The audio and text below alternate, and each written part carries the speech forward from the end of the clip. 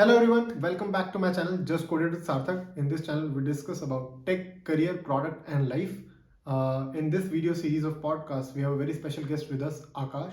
He's currently he will be joining software as an enterprise engineer at Facebook, aka Meta.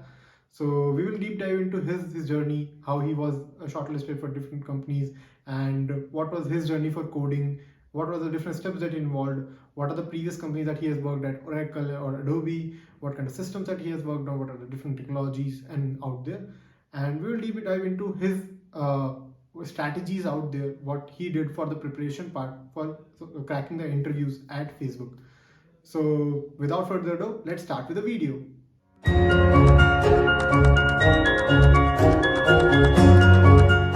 Hello, folks. Hello, everyone. Today we have a very, very special guest with us, Akash. He is working as an enterprise engineer at Meta, which is previously known as Facebook, which we all love. We are heavily surrounded with our Facebook apps, Facebook, Instagram, WhatsApp. And today we will deep dive into a couple of things about his life journey and what are the different things that he did and how he was able to prepare for interviews for Facebook, and a little bit about his fundas, his things over there. So thank you so much, Akash, for joining us for this podcast and taking out this time. So can you share a little bit about yourself and your professional background? Absolutely, Sarthak, and thanks for having me over. So, before I get started, Mm-hmm. before even we get started with this discussion, I would want to tell a few things about myself, and that is that I am yet to join Facebook as an enterprise engineer. Right now, I'm just going through the process, and Mm-hmm. um, previously I have had a very good opportunity in my, like I have a few very good opportunities in my life that I had a chance to work with really prestigious companies like Symantec, Adobe, and Oracle, and Mm-hmm. uh, and coming like all this coming from a person who did not really know how to code very well during his college days. I think that has been like an incredible journey for me, Mm-hmm. and Yeah. I've had chance to work in several with Windows applications, as well as I've had chance to work on the cloud. I've chances to work on embedded technology. So all in all, it has been a very good journey for me. And Yeah. uh, I've like as I said, I've worked in a lot of not a lot of things, but yeah, I've worked on a few things so that basically helped me understand a few things in depth and to understand and see the bigger picture, Mm-hmm. like from every perspective in the technology, Right. um, from cloud to embedded to Windows applications. So yeah, and I've worked on a few Linux applications as well. So Mm-hmm. that has definitely helped me understand how things are. And Right. um, and So. as I said, I wasn't very good at coding when I was in my college, and Mm-hmm. obviously I had some idea about coding. Like I was very good at writing brute force algorithms, but Mm-hmm. when I actually got into a company, right, I had no idea, because obviously these brute force algorithms don't work in the production environment, right? Right. Right. Your code has to be optimized, right? So Right. that is something that I had to learn. Mm-hmm. And obviously my first company, Semantics, my team's feedback was definitely initially felt like a little hurtful, because obviously my coding standards were not up to the mark, Mm-hmm. right? But then eventually I got better. So I think the only thing I expect, like the people who will be listening to this podcast, would be um, to take this as a heads up or thumbs up that I think anyone can learn how to code and Mm-hmm. do good for themselves and Right. for the people around them. So I'm really looking forward to this podcast. Yeah, and I think I can definitely vouch for that. The statement that Akash has mentioned. Definitely, everybody can learn coding as long as you put in the right set of efforts. You have that alignment, and with time, everything gets better and better. So keep hanging on that. Keep hustling. And I think there is a terrific list that he mentioned that he has the companies that he has worked on and the technologies that he has worked on. So we will deep dive into that and learn more about it. But a very curious question out of there, since you mentioned you were not good at coding. So what was that triggering point that you made, like that was a switching point for your journey that you started doing the coding part, or you moved into software development as an industry or something like that? What was Yes. that point? So as I said, I was actually good at writing code. I wasn't bad at Mm-hmm. it because I had done a lot of projects at college. And but Mm-hmm. the thing is that my focus was because my laptop was I had a good enough laptop and I had enough resources like the hardware resources that is required to run a project. Right, I Right. had enough of that. So I never felt or never really understood the importance of writing optimized code. So Mm-hmm. or like I had done a lot of projects in college, so I felt like I was really good at coding. Mm-hmm. But honestly, I was just oblivious. I was oblivious to the fact that I can get better, Correct. right? So Uh-huh.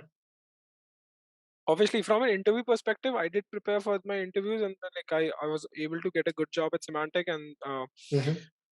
right. But when I actually started to work on the production environment, right? Uh, so I remember I got a project, and I had to write some code for it, and Mm-hmm. it wasn't more like a feature that was going to in the production, but there were certain tasks that we had to perform. Mm-hmm. And so I came up with an approach. I think if I remember it correctly, it was a Python script that I had to write. Mm-hmm. And so what happened was I wrote that Python script. I was really happy. I checked in my code, as in I raised a PR for it, and I was given like a couple of weeks of time to get over with it, but I did in a Mm-hmm. couple of days. So I felt like this is a really good thing that I've done, that I've completed Mm-hmm. tasks which I had a lot of time for, but I've done it in a couple of days. But when the reviewer, as in my senior, when he reviewed the code, he actually came up with a lot of sensible pointers for me, which I felt Mm-hmm. like, okay, this is something that I haven't like. Neither do I have the knowledge to understand what he's really saying, right? Okay. Mm-hmm. And so because as I said, I was oblivious to the fact that the code that you're writing has to be like the most efficient or optimized version of what you're trying to achieve, Correct. Mm-hmm. right? uh, I was actually trying to crack the problem in a rather brute force manner. Mm-hmm. So that is one thing that was really pointed out by my reviewer, as in my senior there. And so the pointers that he gave, I initially did not understand them. So I had to go back, did some homework, try to understand what he's trying to really trying to say. And Mm-hmm. that's when I realized the amount of knowledge that I have, and the amount of knowledge that is actually required to work in an environment where your code will be used by a lot of people, Mm-hmm. and to make their experience hassle free or flawless, right? There has to go in a lot of effort in your code just to make sure their experience is good enough, Correct. right? Obviously, nothing is no software in this world is bug free, right? Mm-hmm. Right, Right. obviously whatever you write might have some bugs, which might get some you might get rid of after some sort of testing, right, for a few rounds of Mm-hmm. testing. But there are certain bugs that obviously do come in production, right? Right. And some could be some are major, some are minor. Mm-hmm. That's a different thing. So but Mm-hmm. your approach should be to write code that you feel like is the most optimal version of what you were trying to achieve. Mm-hmm. And Okay. obviously you yourself cannot be the deciding factor for that, right? Obviously you Mm-hmm. need a few reviewers to review your code. So I would honestly say that was the triggering point for me. I Mm-hmm. that is when I realized that my thought process isn't like good enough to write optimized code. Mm-hmm. So that's when I went back, tried to understand, or I honestly, that's when I deep dive into data structures and algorithms, Mm-hmm. started Okay. understanding how these things actually, how different data structures can bring down the time complexity of your code, right? And Right. what is the different space complexity of different data structures, how these certain algorithms are helping me out, right? Right. Right. And because obviously, although there are a lot of resources that you have when you're running projects out of your local machine or PC, right? Mm-hmm. But when it comes to production, right, the load that is going to be there on your code, right, it's going to be enormous. Right. And when your code observes that kind of load, right, there are Mm-hmm. very strong chances that it might fail because of the approaches that you have used. For example, if it's a limited quantity of numbers that you have to sort, right, Mm-hmm. obviously selection sort, bubble sort would be good enough. But if it's an enormous quantity of integers that you're getting as an input, right, obviously in Right. that case you would want to use a much more optimized solution, right, or a more Right. efficient algorithm. So that is just a very like very basic or very ground level example, but there can be certain scenarios in your journey, like when you're working as a coder, right? Right. where you also have to make sure that, as I said, write the most optimized version of the problem that you're trying to crack.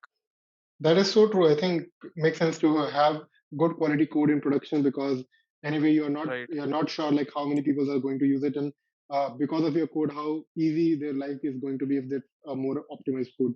Right. It's going to right, save a lot of money for the company servers and everything. So yeah, uh, good. So moving forward with with your story in the past, well, like you have mhm, worked with Adobe, you have worked with Oracle. If you can briefly discuss how was that journey look like? How was your interview experience at the companies like Adobe and Oracle? right. Yeah. So when I moved to Adobe, I was actually working in Chennai in Semantic, right? So really wanted to move back home. Hmm. So I thought I'll get a job in Noida, which is very close to my house. So I felt like this would be a good enough opportunity for me. Right. And if I remember it correctly, because it's been a couple of years now, so if I remember Hmm. it correctly, there were multiple like coding rounds, and apart from the coding rounds, which were not, I would not say they were like, obviously my experience wasn't lot that much, right? I was just Hmm. having an experience of 1.5 years. Hmm. Right. So that time, I felt like the coding rounds were, because that time I had just moved on to working on my data structure and algorithm problems, right? Trying to Right. get better at it. I was hustling a little more than usual, right? So that time I started to feel like okay, that's when I actually started to get that confidence that okay, maybe I can crack these problems in an under pressure environment, right? Because Right. obviously, right, if you're writing code at your own in your own room in your own friendly environment, obviously you don't feel that pressure, but in an interview process you obviously feel that pressure, right? Right. So that's when I first started to realize, okay, I can actually handle this pressure. Hmm. and uh, and given the fact that I'm actually solving a problem which has to be solved in the most optimized manner, I have to make sure Right. that the space and time complexity are good enough and it Hmm. pleases the interviewer, right? Right. And I feel like interviews are nothing but you need to step up to the expectation of the interview, Okay. right? So that's what interviews are basically are, right? Hmm. You need to show that whatever standard that the interviewer thinks that you should be, you just Hmm. need to be better than that, Certainly. Certainly. right? So basically, interviews are nothing but that you have to make sure that you're good enough in Hmm. the expectations, like as per the expectations of the interviewer. Okay. So that's when I realized that I've started to work in a way where I'm actually good enough to answer the questions that the interviewer is asking, and that Hmm. is actually given me a very good chance at cracking the job. Right. So when I was working for when I started preparing for Adobe, I actually started to work more on my DSA problems. Hmm. And that time, not a lot of companies used to ask about system design problems. Like for example, Hmm. initially, when I was interviewing with Amazon, SD1 did not really asked for SD1s. They did not really ask about system design. Hmm. They had more focus on the coding problems, right? I'm not Hmm. really sure how they do it now, but back then, a couple of years back, SD1s were not asked a lot of system design questions. Okay. So back then at Adobe also, the more focus was on coding problems. I had a couple of rounds of interviews, Hmm. and one of the interviews, like two of them, were mainly focused on coding problems. Hmm. And so initially, I gave them a brute force approach, and we discussed how this brute force what were the space and time complexity for this brute force approach, and Hmm. how this can be made better by using a different approach, maybe using some data structure or using some different algorithm to solving the problem, and how that Right. would make the space and time complexity better. So this was the basically the flow of the two coding rounds, the two or three coding rounds that went through initially, and then there was one Hmm. round where uh, the person asked me a lot of OS concepts. Okay. Right, I was able to answer a few of them. I was not able to answer a few of them, but all in all, it was a very good opportunity for me to like when you go through an interview, right? And if you're Right. not able to answer the question, you really understand what you lack Right. and what is Right. the right what is the area of knowledge that is really required for you to go through with this So true. go through Hmm. this interview process. So that's what I realized. I realized that I'm not very good at OS concepts. I had Hmm. basic knowledge. Uh, like I would back then I would rate myself at least 4 or 5 out of 10 in OS Hmm. concept. So had Mm-hmm. it been a easy question, I would have been able to answer. But if it was a medium or hard problem in like hard question in OS concepts, I would not be able to answer it back then. But so that's what I realized. I'm not very good at OS, like Mm-hmm. answering OS related questions. Mm-hmm. And then there were a couple of rounds with the manager, and which was more like a discussion, like what is my vision and what the team vision is, like what I'm Okay. looking forward to, and what is the what are the expectation of the team that I'm interviewing for. Mm-hmm. But all in all, it was a very good experience. I actually learned a lot about myself as well as the team. Mm-hmm. And oh, as I said, like when you give an interview, right, as I said, you tend to learn a lot of things about yourself, like Right. the things that you don't understand. And Mm-hmm. so if you don't really know what you don't know, right, there is Right. no scope for you to work. Mm-hmm. For example, if you don't know, if like let's say you have to sit for an exam, Mm-hmm. and you don't know what the syllabus is, Right. you definitely can't ace the exam, right? And if what if Correct. also, Makes even sense. if you know the syllabus, you don't know the full of it. For example, you felt like it just 4 chapters were coming, and there were actually 10 chapters that were coming in the exam, Right. right? You would go ahead and mug those 4 chapters and thinking that I would definitely ace the exam, but actually you did not even know the other 6 chapters that are coming in the exam, right? So Right. that's a very good way of learning what exactly you don't know, Correct. right? And what are the expectations of the company. Right. So that's why it's even if I have seen a few friends of mine who are really not into giving a lot of interviews, Mm-hmm. and they tend, like, they don't even, like, the companies that they don't even want to work for, right? Mm-hmm. People think that it's not like, obviously if you don't have plans of going to the company, it's not suggested to give interviews for them, because you don't want to waste anyone's time, right? You don't want to waste Right. your time, you don't want to waste the interviewer's time. So it's obviously but if you really want to if you really like, let's say you have a 5 6, yeah, everyone has those 5 6 companies that they really want to work for, right? And Right. given an opportunity, I think even everyone should give the as many interviews as possible, because even if mock interviews are good enough for you, I think a lot of mock interviews should be given as well, because that makes you learn a lot about yourself.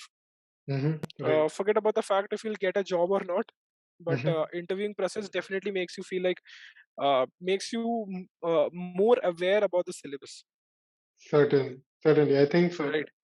Yeah. So basically, if Right. you every interview is like that a learning opportunity in itself, and uh, uh, for whatever reason that you get a selection or a rejection, you will Right. end up learning something more than what you were before the interview. I can definitely vouch for that. Absolutely, man. Absolutely. Yeah. Exactly. And so, as I said, Adobe, the interviews were fine. Somewhere I felt like I lagged, and somewhere I thought I really gave really good answers. Mm-hmm. So, at the end, I was able to get an offer, and I was really glad about it. Like, and then worked there. As I said, I had a chance to work on a lot of embedded technology. I had some exposure with AWS. I had some exposure with web development as well. I Mm-hmm. had a chance to work on Photoshop as well. So my Mm-hmm. team was developing a plugin for Photoshop back then. So that was actually a good learning for me to understand how Mm-hmm. things. So the one project that really, like, as I said, the embedded technology that we work on, they worked around printer technology, how the printers really works, Okay. right? So to understand how a soft copy is actually, sorry, soft copy is actually converted into hard copy, right? That Mm-hmm. entire process I had to learn while my tenure at Adobe. So that was actually a learning opportunity. Not a lot of people know how an actual printer works, Correct. right? I think this so many Right, like it's so part of our job or it's part of life that we have never faced a second glance over it. Like how the actual printing mechanism works. Right. I think yeah. exactly. To So it's a must be understanding at exciting. what, like, right, like, to understanding the soft copy and realizing at what pixel, what composition of what color has to be dropped, just so that your input and your output looks very similar. Mm-hmm. I think that calculation itself, that takes a lot of computational power, and like a lot of understanding, right? Correct. So, so basically, when my time at Adobe was actually very, as was a very good learning event for me. And Mm-hmm. from there, after working there for a couple of years, I thought of moving to because I had worked with Windows application at Symantec. I had worked with embedded technology and a bit of web dev and Mm-hmm. AWS with Adobe. But while I was working at Adobe, as I said, I had a chance to work with work on AWS. Mm-hmm. So that is something that it really triggered that idea of working. Like I knew how to work on AWS, right? But I was not Mm-hmm. really understanding what's going on in the backend, right? Correct. So How when I actually the got an opportunity AWS to works. yeah, Yeah. so when I got an opportunity with Oracle to understand and working on a service that runs in the background, right? I Mm-hmm. felt like it was an opportunity worth grabbing. Mm-hmm. So Right. um, in the 2020 November, I moved to Oracle, Okay. right? Although it wasn't a lot of time that I spent in Oracle. It Mm-hmm. was like more like a year or so. But Mm-hmm. I definitely think that it was an opportunity worth grabbing, because in that 1 year, right, there were a lot of things that I learned about how a cloud works. Right. And because take any service, as a matter of fact, that any cloud provides, right? Compute resources and load balancers, right? All of Mm-hmm. these services, how these services interact with each other, and like how to create yourself an ecosystem of these apps, right? Because Right. obviously if you want to host let's say you came up with an application that you would want to Mm-hmm. host in a cloud environment, right? So obviously you would need multiple servers, right? You would want Mm-hmm. to keep want to keep them in a subnet. You would want to put a load balance in front of them. So how all these things work for you to actually get your server up and running, right? Mm-hmm. So Right. I think that definitely gives you a much better understanding, because I also had an opportunity to work with Kubernetes and Docker. Mm-hmm. So Yeah. that was definitely a very big learning event, because I took rather like if a person, like, let's say, takes X amount of time to learn Kubernetes, right? I myself Mm-hmm. think I took 2x. I was Okay. rather slow at understanding Kubernetes, Mm-hmm. because I think it was like, at first, I felt like it is a very like it obviously struck my attention, because what Kubernetes and Docker are trying to achieve, right? That is a very big problem when it comes to orchestrating your environment, right? Right. So initially, it took me some time to understand, but once I did, I really understood what the power of Kubernetes and Docker is. Mm-hmm. And as I said, it was a very big learning event for me at Oracle as well.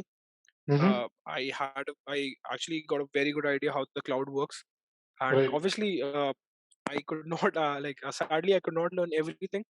Mm-hmm. And I think that's that's the truth of life, that you cannot learn everything, right? Everything right. So but whatever things that I could I could have had learned there, I actually grabbed those opportunities and tried to learn them.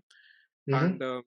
one thing that I really focused on while working there is to automate as much as I can, Mm-hmm. because there can be, as I said, in cloud environment you cannot just have an expectation that you'll be coding all the time.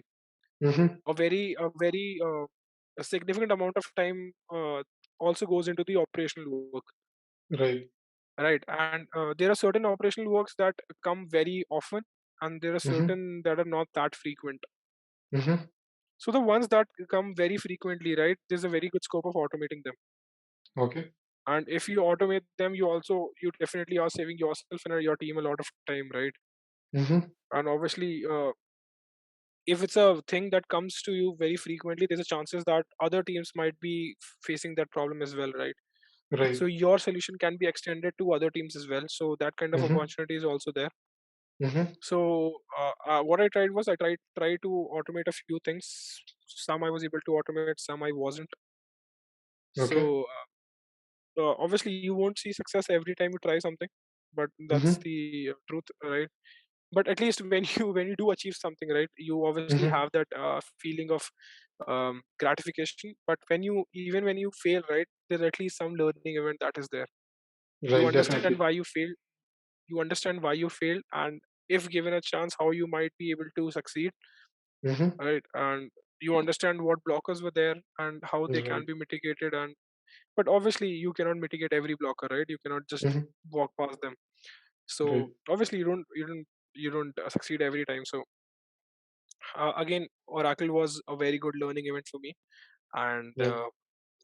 I was not very happy to move out of Oracle this early, because there were still a lot of things that I was learning. But this opportunity that I had with Meta, right? This was something that I really wanted to hook myself to. So I had to I had to make a trade off, Yeah.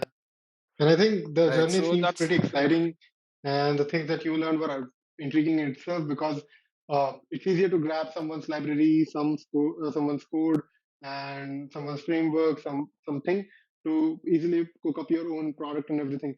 But what goes into that, building that framework, that library, or that is the service on the cloud side? How are your servers maintained? Are they running at that level to provide service that you are expecting, to maintain that expectations and everything is intriguing, and I'm glad that you were able to grab that opportunity and learn and work on that part, right? So yeah. yes. So that is something I suggest to everyone. Like if you get a chance, right, try to work on Hmm. some sort of cloud, right? Even if you Correct. work as a customer, right? Hmm. Even if you are using certain services of any cloud, try to Hmm. understand how those services were implemented in the first place, Correct. right? Because understanding how a cloud was will definitely help you understand your own product better. Definitely, Hmm. that's gonna help. Right. I agree. Yeah. Um, so moving on to your current achievement and the journey at Facebook, like, so what was the, I would say in the first step, how did you uh, able to like grab that interviewing opportunity? Like, was it like, did you apply via career page? Was it like someone's referral? Was it like some recruiter reached out to you? How was that experience? So in that case, I honestly did not felt like I had the caliber of cracking Meta. I'll be very honest, Hmm. right? And so I was never really looking forward to it, right?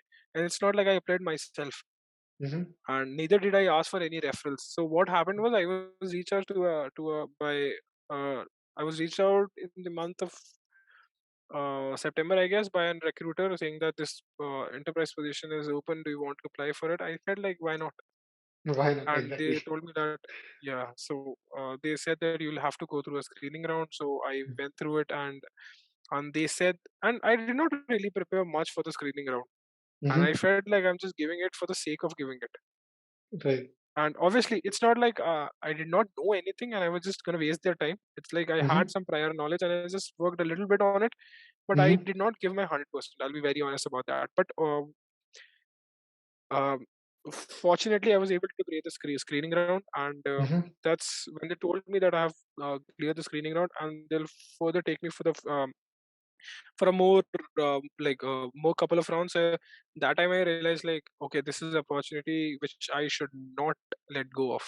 Right. Right. So Right. Right. that's when I got a little serious about it, and then I started working on Hmm. it. So yeah, to Yeah. answer your question, yes, I was reached out by a recruiter. Yeah, I think that's great. I think very few other cases that we hear about the recruiter has reached out and someone from like Facebook.